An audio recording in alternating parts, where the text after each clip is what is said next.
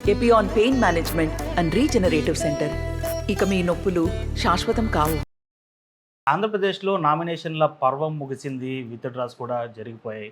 ఇప్పుడంతా కూడా ఎక్కడ ఏ నియోజకవర్గంలో ఏ బలం ఎంత, అదేవిధంగా ఏ పార్టీ అభ్యర్థికి అటు ప్రజలు మొక్కు చూపిస్తున్నారు, ఎవరికి ఎడ్జ్ ఉంది అనేటువంటి డిస్కషన్ జరుగుతుంది. ఈ విషయానికి వస్తే తిరుపతి జిల్లాలో చివరి నియోజకవర్గమైనటి సత్యవేడు నియోజకవర్గంలో ప్రస్తుతం త్రిముఖ పోటీ నెలకొనిందని చెప్పొచ్చు. ప్రధానంగా చాలా కాన్స్టిట్యున్సీల్లో తెలుగుదేశమా లేదా వైసీపీ కూటమి అభ్యర్థి ఇలా మాట్లాడుకుంటున్నారు. అయితే ఇక్కడ వినూత్నంగా ఏదైతే టీడీపీ పార్టీ నుంచి కూడా రెబల్గా మారి నామినేషన్ దాఖలు చేసినటువంటి జేడీ రాజశేఖర్ ఇక్కడ కాస్త రెండు అభ్యర్థులని, అంటే ప్రధాన పార్టీలు అయినటువంటి వైసీపీ అదేవిధంగా కూటమి అభ్యర్థి అయినటువంటి టీడీపీ అభ్యర్థులను కాదంటూ తాను కూడా ఇప్పుడు బరిలో నిలిచి టైట్ ఫైట్ ఇస్తున్నటువంటి పరిస్థితి. ప్రస్తుతం మనతో పాటు జేడీ రాజశేఖర్ ఉన్నారు. సార్ నమస్తే. నమస్తే సార్, ఏంటి లాస్ట్ టైము టీడీపీ నుంచి కూడా పోటీ చేశారు, ఓటమి చూశారు. ఈ దఫా టీడీపీ నుంచి టికెట్ ఆశించారు, రాకుండా పోయింది, రెబల్గా నిర్వహించారు. ఇటు పార్టీ నుంచి కూడా సస్పెండ్ చేసినటువంటి పరిస్థితి. ఏం జరిగింది అసలు? టికెట్ రెండోసారి అడిగినప్పుడు ఏం చెప్పారు మీ అధినాయకుడు? ఎందుకు రెబల్గా వేయాల్సి వచ్చినటువంటి పరిస్థితి? అందరికీ నమస్కారం. నేను ఓడిపోయి నుంచి ప్రతినిత్యం తెలుగుదేశం పార్టీ, తెలుగుదేశం కార్యకర్తలు ప్రజల కోసమే పనిచేశారు. అయితే చంద్రబాబు నాయుడు గారికి, లోకేష్ గారికి ఎవరేం చెప్పారో తెలియదు, కానీ నాకైతే టికెట్ ఇవ్వలేదు. అయితే లోకల్ బాడీ ఎలక్షన్ వచ్చినప్పుడు కూడా జిల్లాలో చాలామంది ఎలక్షనే వదిలేశారు. నేను ఎలక్షన్ చేశాను. 63 సర్పంచులు నేను ఇన్ఛార్జిలో గెలిపించాను. ప్రతి దగ్గర పోటీ పెట్టాను. ఇప్పుడున్న తెలుగుదేశం పార్టీ క్యాండిడేట్ అయిన ఆదిమూలం గారు ఆ రోజు నాకు ఆపోజిట్గా ఎమ్మెల్యే నా మీద గెలిచాడు అతను. అయితే అతని మీదే ఫైట్ చేసాం. ఈరోజు మళ్ళీ ఆయనను తీసుకొచ్చి తెలుగుదేశం పార్టీ టికెట్ ఇవ్వడం చాలా దారుణమైన విషయం.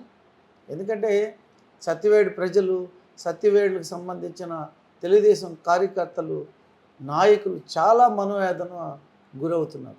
ఇది మాట్లాడుకుందాం. అసలు మీకు టికెట్ నిరాకరించడానికి కలిగినటువంటి కారణం ఏంటి? అంటే గతంలో కూడా మీకు టికెట్ ఇచ్చారు, ఓటమి పాలయ్యారు, తిరిగి పార్టీ కోసమే కష్టపడుతున్నారు. నియోజకవర్గంలో ఉండేటువంటి వ్యక్తి ఎందుకు టికెట్ రాలేదు? అంటే ఎవరైనా వ్యక్తులు కావాలనే డైవర్ట్ చేశారా చంద్రబాబుని? ఏం జరిగింది అసలు? కారణం తెలుసుకునే ప్రయత్నం చేయలేదా మీరు?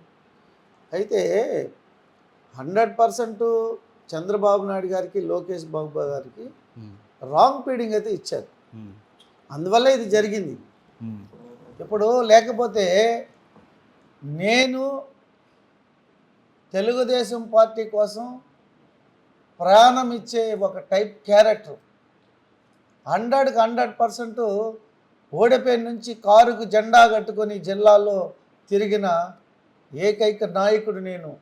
చాలామంది పెద్ద పెద్ద లీడర్లు జిల్లాలో ఉన్నారు, డైలాగులు చెప్పారు, కానీ ప్రతి నిత్యం ప్రజల కోసమే, పార్టీ కోసమే పనిచేశారు. అయితే ఏ కారణమో తెలీదు, మేము లోకల్ బాడీ ఎలక్షన్ చేసినప్పుడు, మేము సర్పంచ్లు గెలిచినప్పుడు, చంద్రబాబు నాయుడు గారు కుప్పం వచ్చినప్పుడు ఆయన ఏంటి, జిల్లా నాయకులు అందరి ముందర నన్ను అభినందించాడు. జేడీ రాజశేఖర్ని చూసి నేర్చుకోమని చెప్పిన చంద్రబాబు నాయుడు గారు ఈరోజు నాకు టికెట్ ఇవ్వలేదు. అయినా నేను ఈనాటికి నన్ను సస్పెండ్ చేసిన నేను ఆయన్ని మీద నాకు గౌరవం ఉంటుంది.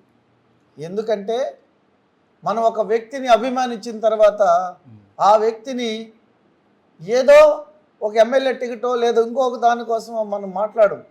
నా మైండ్ ఏంటంటే ఈరోజు కూడా చంద్రబాబు నాయుడు గారు 100% నేను ప్రేమిస్తాను, లోకేష్ గారిని అభిమానిస్తాను, తెలుగుదేశం పార్టీని అభిమానిస్తాను. ఎందుకు కారణం అంటే మనం ఒక లైన్లో ఉన్నాం. నాకు కూడా ఒక ఆత్మగౌరవం ఉండే ఒక లీడర్ని ఈ జిల్లాలో అందరికీ తెలుసు.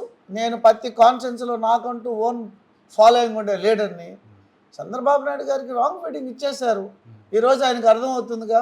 ఇప్పుడు మీరే చెప్పారు త్రిముఖ పోటీ అని. ఖచ్చితంగా సత్యవేడి ప్రజలు నన్ను ఆదరిస్తారు, నన్ను గెలిపిస్తారు. మా కోలార్ గుర్తింపుందేసి అత్యంత మెజారిటీతో ప్రజలు నన్ను గెలిపిస్తారని నమ్మకంతో ఉన్నాను. అంటే ఎలా సార్, అంటే గతంలో అంటే ఒక పార్టీ బీఫామ్ ఇచ్చింది కాబట్టి ఆ పార్టీకి సంబంధించినటువంటి క్యాండిడేట్ ఆ క్యాడరు అంతా మీకు సహకరిస్తుందని చెప్పొచ్చు. ఇవాళ మీరు ఒక రెబల్గా ఒక చెప్పాలంటే స్వతంత్ర అభ్యర్థిగా వేసేటువంటి పరిస్థితుల్లో క్యాడర్ ఎక్కడి నుంచి తీసుకుని వస్తున్నారు, అసలు ఆ అమౌంట్ ఏ విధంగా చేయాల్సినటువంటి పరిస్థితి ఉంటుంది, అదేవిధంగా ఏజెంట్లు కావచ్చు అక్కడ కూర్చోవలసిన పరిస్థితి, అంటే పోల్ మేనేజ్మెంట్ కానీ ఇవంతా వీటి కోసం ఏంటి జనాభా వీళ్ళంతా ఆ ఖర్చు భరించే పరిస్థితి ఉందా? సార్ ఇప్పుడు నా ఉద్దేశం ఏంటంటే డబ్బే అవసరం లేదు సార్, డబ్బు అవసరం లేదు. ఎందుకంటే ఈరోజు నాకు డబ్బు లేదు, నిజంగా డబ్బు లేదు, ప్రజలే ఈరోజు నేను ఎక్కడ పోయినా బ్రహ్మరథం పడుతున్నారు. ఎందుకంటే నేను వ్యక్తిగా 25 సంవత్సరాలుగా సత్యవేడి ప్రజలు ప్రతి ఇంటికి నేను తెలిసిన వాడిని. నేను చాలా సర్వీస్ చేసే మనిషిని, పేదల పక్షాన పోరాడే మనిషిని. ఏ కులమైనా పేదవాళ్ళని నేను నిజంగా పేదవాళ్ళతోనే ఉంటాను. కాబట్టి ఈరోజు నా గెలుపు 100కి 100 పాళ్ళు. ఇప్పుడు ఎవరైనా సరే రాజకీయంలో ఏం చెప్తారు, డబ్బు లేకపోతే రాజకీయం చేయలేదని చెప్పారుగా, నాకు డబ్బు లేదని చెప్తున్నారుగా. ఈరోజు 100కి 100% నేను గెలుస్తాను. ఎందుకు? నన్ను ప్రజలు గెలిపిస్తారు. ఈరోజు నేను ₹1 కూడా డబ్బు ఇవ్వను, డబ్బే ఇచ్చే పరిస్థితి లేదు, కానీ నేను గెలుస్తాను. ఎలా అంటే ప్రజలే దేవుళ్ళు. ప్రజలు అనుకుంటే ఏందండి, ఈ దేశంలో మహా నాయకులంతా ఈరోజు పెద్దవాళ్ళు అయినారంటే అట్లా ప్రజలు. జేడి రాజశేఖర్కి అంత బలం ఉందా? ఉంది, 100% ఉంది. కాబట్టి లేకపోతే ఉంటే మీరు ఇంటర్ కూడా తీసుకోరుగా. కారణం ఏంటి? నాకు బలం ఉందనేగా. లేకపోతే మీరు ఇంటర్ తీసుకుంటారు. నేనేం మీకు డబ్బులు ఇవ్వలేదు, నేను ఎక్కడ డబ్బులు ఇచ్చేది మీకు ఇచ్చేదానికి డబ్బు లేదు, మరి ఎందుకు తీసుకుంటున్నారు? నేను గెలుస్తానని నమ్మకూడదనేగా. ఏ సర్వే ఎత్తుకున్నా ఏది ఎత్తుకున్నా ఖచ్చితంగా నేను గెలుస్తాను అనే నమ్మకం నాకు కానీ సత్యవేడి ప్రజలకు కానీ.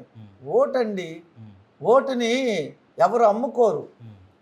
ఏ పార్టీ అయినా సరే ఫస్ట్ నేను చెప్పాలి, మీడియా ముఖంగా చెప్తున్నా, ప్రజలు ఎప్పుడు కూడా ఓటును అమ్ముకోరు. ఈ పార్టీలే నేను ఎక్కువ ఇచ్చా అని ప్రజల దగ్గర తీసుకెళ్తారు. ప్రజలు ఏం ఆలోచన చేస్తారంటే, డబ్బు ఈ పార్టీ కాడ తీసుకోలేదనుకో మనం ఓటేయలేదనుకుంటారేమో అని భయపడి డబ్బు తీసుకుంటారు. ఆ పక్క అంతే. లేకపోతే ప్రజలు ఎందుకు తీసుకుంటారు? పేదవాళ్ళకైనా ఒక్కరోజు కూలేనండి వీళ్ళు ఇచ్చే డబ్బు 5 సంవత్సరాలు అమ్ముకోరుగా. కాబట్టి నా ఉద్దేశం ఏంటంటే 100కి 100% నేను గెలుస్తాను, ప్రజలు గెలిపిస్తారు, సత్యవేడి ప్రజలు. ప్రధానంగా కొద్ది రోజుల నుంచి ఒక ఆరోపణ వినిపిస్తుంది, అది మీ దృష్టికి కూడా వచ్చి ఉంటుంది. ఇక్కడ చిత్తూరు జిల్లాలో మంత్రి పెద్దిరెడ్డి ఒక చెప్తేనే మీరు నామినేషన్ వేశారని, తాను వైసీపీని గెలిపించడం కోసమే మీ దగ్గర నామినేషన్ వేయించాడు అనేటువంటి వినికిడి చాలా వినిపిస్తుంది. దీనికి మీ సమాధానం? ఇప్పుడు పెద్దిరెడ్డి గారికి నా గురించి బాగా తెలుసు. నన్ను ఎవరు కొనే అంత శక్తి లేదు, అలాంటి ధైర్య సాహసాలు కూడా నా మీద ఎవరు చేయరు. పెద్దిరెడ్డే కాదు, ఈ జిల్లా కాదు, వాళ్ళ సీఎం జగన్మోహన్ రెడ్డి గారు కూడా నన్ను కొనాలనుకోవడం కుదరదు. ఐఎమ్ లీడర్, అది తప్పు. ఇంకోటి ఏంటంటే, ఈరోజు నేను ఇండిపెండెంట్ నిలబడితే వైఎస్ఆర్ పార్టీ ఓట్లన్నీ కూడా చీలిపోతాయిగా. మరి వాళ్ళు నన్ను ఎందుకు ఇండిపెండెంట్ కొనమంటారు? వాళ్ళు ఎంత అయినా సరే ఒక బ్లేమ్ ఎవరో చేస్తారండి. చిల్లర మనుషులు, వాళ్ళకి మానవత్వం తెలియని మనుషులు, వాళ్ళ గురించి మనం ఆలోచన చేయడం ఎందుకు? మనం ఆల్రెడీ నన్ను కొంతకాలం హేమలత గారు కొన్నారు అన్నారు, కొంతవారం పెద్దిరెడ్డి గారు కొన్నారన్నారు, తర్వాత ఇంకోరెవరు కొన్నారంటారు. అంటే కొనేదానికి నేనేనా బొమ్మ? జేడీఆర్ అండి, ఐఎమ్ లీడర్. నేను ఎన్నో కోట్ల దాన ధర్మాలు చేశాను. ఈరోజు నా ఫ్యామిలీ, నా పిల్లలు రోడ్డు పైన ఉన్నాం. అయినా నీతిగా, నిజాయితీగా, ధర్మంగా డాక్టర్ బిఆర్ అంబేద్కర్ గారు అడుగు జాడలో నడిచే లీడర్ అండి నేను. కాబట్టి మనం అలా కాదు, మీరు కూడా అలా నన్ను అడుగుండకూడదు. ఓకే. ఎందుకంటే నేను అలా అడగడం వల్లే సమాధానం, మీ సమాధానం అందరికీ తెలుస్తుంది కదా. ఇప్పుడు అందరూ అయిండొచ్చేమో అనుకునే దాని బదులు అడగడంతో మీ సమాధానంతో క్లారిఫికేషన్ వస్తుంది కదా. ఎవ్వరు అనుకోరండి, అసలు అది నథింగ్ అండి. జేడీఆర్ని అలా అనుకోరు. ప్రతి ఒక్కరు జేడీఆర్ని వాళ్ళ ఇంటి కుటుంబ సభ్యుడిగా చూస్తారు. ఈరోజు డబ్బే క్రైటీరియా కాదండి, డబ్బే అవసరం లేదు, ప్రజలు గెలిపిస్తారు. సత్యవేడులో చాలా నీతివంతమైన వ్యక్తులు, దానికి ఉదాహరణ చెప్తాను. ఇదే ఆదిమూలం గారు ఓడిపోయాడు 14లో, ఆయన 19లో నా మీద గెలిచాడు. అదే నారాయణ స్వామి గారు ఓడిపోయాడు, గెలిపించారు. నేను కూడా 19లో ఓడిపోయాను, నన్ను కూడా ప్రజలు గెలిపిస్తారు. ఇది సత్యము. దీని పేరే సత్యవేడండి, సత్యంతో కూడిన ప్రజలు. ఇక్కడ ఎవరో వచ్చి ఏదో చెప్తే వినరు, ఇది నిజం. ఈ 5 ఏళ్ల పాటు జగన్మోహన్ రెడ్డి ప్రభుత్వంలో పరిపాలన ఎలా జరిగిందని మీరు అనుకుంటున్నారు? రాష్ట్ర వ్యాప్తంగా సత్యవేడికి ఏం జరిగింది అనుకుంటున్నారు? సత్యవేడి ఏంటండి, దుర్మార్గమైన పరిపాలన జరిగింది. ఎందుకంటే మొత్తం ఇసుక, గ్రావెలు, మైన్స్ మొత్తం దోపిడేనండి. వైఎస్ఆర్ పార్టీ 100% దుర్మార్గ పాలనే. ఏం మంచి చేసింది చెప్పండి? వైఎస్ఆర్ పార్టీ మాట్లాడితే మేము బటన్ నొక్కినాం అంటున్నారు, రైట్. పేదవాళ్ళకి చేసే దాంట్లో ఎవరో అబ్జెక్షన్ పెట్టరు. కానీ ఇదే సత్యవేడులో నేను ఎన్నోసార్లు ధర్నా చేశాను. లారీలు మొత్తం పొల్యూషన్ అండి. కనీసము మీరు అటు చూడండి, నిలబడుకోలేము, అంత దుర్మార్గంగా లారీలు మట్టి తోలుతారు, గ్రావెల్ తోలుతారు. అదే పని. అందువల్ల ఏంటంటే ఈ వ్యవస్థ పోవాలంటే 100% ఈ గవర్నమెంట్ పోవాలి అనేది నా అభిప్రాయం. జేడీఆర్ ఇప్పుడు స్వతంత్ర అభ్యర్థిగా ఎలాంటి హామీలు ఇస్తున్నారు సత్యవేడు నియోజకవర్గ ప్రజలు? సత్యవేడికి నేను సత్యవేడి ప్రజలు నన్ను ఎమ్మెల్యేగా గెలిపిస్తే మొత్తం నేను నాకు సంబంధించిన నా పాంప్లెట్లో మొత్తం కూడా మేనిఫెస్టో రిలీజ్ చేస్తున్నా. దాంట్లో చేస్తున్నాను. దాంట్లో ఏంటంటే సత్యవేడు బైపాస్ రూట్, అదే మాదిరిగా దాసుకుప్పం బైపాస్, అదే మాదిరిగా టీపీ పాలెం, టీపీ కోట రూటు మొత్తం తార్ రోడ్, అదే మాదిరిగా ఇక్కడ సత్యవేడికి ఇంజనీరింగ్ కాలేజ్, డిగ్రీ కాలేజ్ 100% చేస్తాను. అదే మాదిరిగా ఈ డయాలిసిస్ చేసుకుంటారండి. సత్యవేడి పెద్దది, దాదాపు కొన్ని 100 మంది ఉన్నారు పాపం పేదవాళ్ళు. వాళ్ళందరికి కూడా చాలా ఇబ్బంది పడుతున్నారు దానికి సంబంధించి. అదే వాటర్కి సంబంధించి కాలంగి డ్రామ్ అని ఉందండి, దాని ద్వారా గుండా లిఫ్ట్ ఇరిగేషన్ ద్వారా గుండా ఈ సత్యవేడిని అంతా కూడా సస్యశ్యామలు చేయాలి. ఇది అదే మాదిరిగా మా పిచ్చాటూరు మా సొంత మండలం అండి. ఈ తమిళనాడు బార్డర్ వరకు మొత్తం కూడా కంప్లీటెడ్గా ఇసుక ఎత్తేసారు. దీనికి మధ్యలో అక్కడక్కడ మనం కొన్ని ఏమంటారు వాటిని, చెక్ డ్యాములు, ఈ చెక్ డ్యాములు కట్టి అదే మాదిరిగా ఇసుక అనేది ఒక్క మట్టి కూడా ఎత్తనివ్వను. ఎందుకంటే అక్కడ రైతులండి, అది ఎట్లుంటుందంటే చాలా మంచి ఏరియా అండి అది. అంటే మీకు తూర్పుగోదావరి జిల్లా, పశ్చిమ గోదావరి జిల్లా ఎలా ఉంటుందో అలా ఉంటుంది ఈ ఏరియా. చాలా బాగుంటుంది పచ్చటి పొలాలతో. ఈరోజు జగన్ గారు వచ్చిన తర్వాత ఇదే ఆదిమూలం గారు ఎమ్మెల్యేగా మొత్తం దోసేశారుగా. ఇప్పుడు దోసేసి ఏం చెప్తున్నాడు పెద్దిరెడ్డి రామచంద్రారెడ్డి గారు, పెద్దిరెడ్డి రామచంద్రారెడ్డి మమ్మల్ని ఇచ్చేసిన చెప్తున్నాడుగా.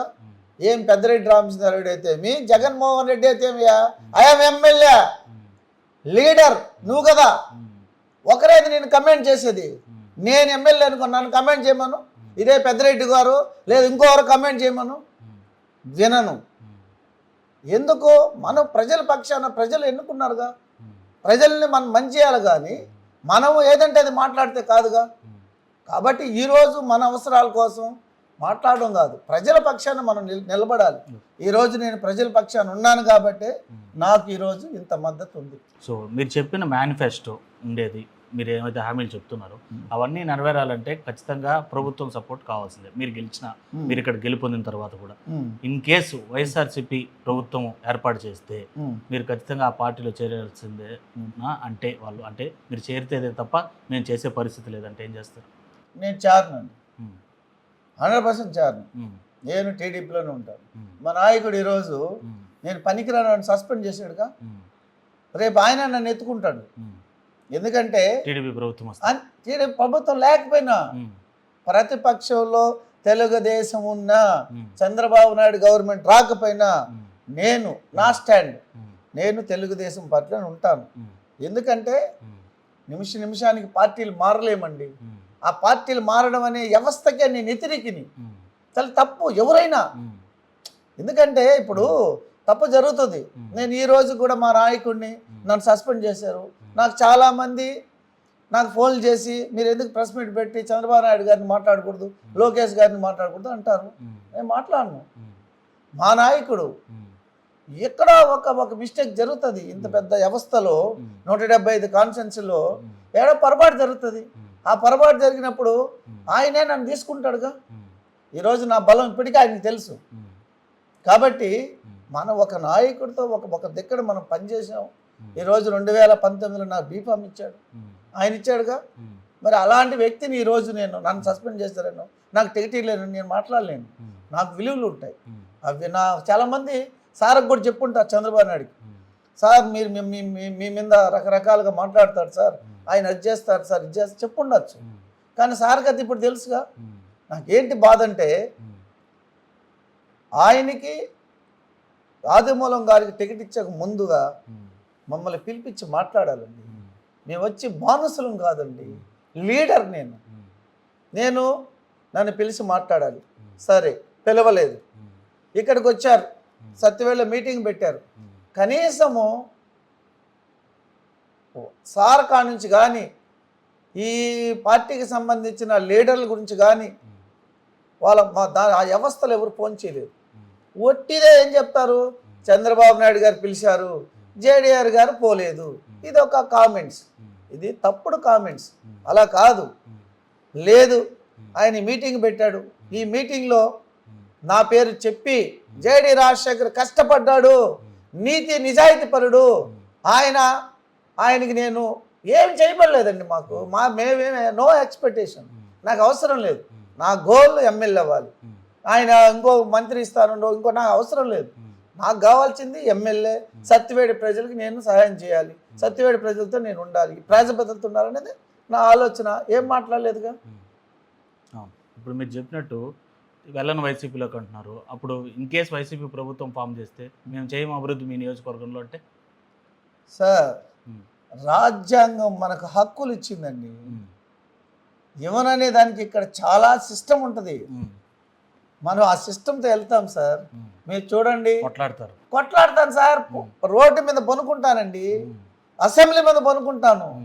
ఎందుకు చేయరు? అది మా రైట్. ఒక ఎమ్మెల్యేగా మా సత్యవేడు 2,13,000 ఓటర్కి రైట్ ఉందండి. ఎందుకు? ఏ గవర్నమెంట్ ఉంటే చేయాలా? గట్స్ ఉన్నవాడికి ఎక్కడైనా చేసుకోవచ్చు. ఈ డ్రామాలు ఆడి అక్కడ ఒక నిమిషం ఇక్కడ ఒక నిమిషం వద్దు. ఏదున్నా straight 1 to 1 face to face. ఇది నా సిస్టమ్. ఓకే, ఎంత మెజారిటీతో గెలుపొందారంటే నాకు 25 నుంచి 30,000 మెజారిటీతో గెలుస్తాను సార్. రైట్ సార్, వర్కౌట్ చేయండి. Congratulations, all the best. Thank you. So అది మొత్తం మీద చూసాగా, ఏదైతే తెలుగుదేశం పార్టీకి వీరాభిమానిగా వీర విధేయుడిగా ఉన్న తనని ఈ దఫా టికెట్ ఇవ్వకపోవడం సరి కదా.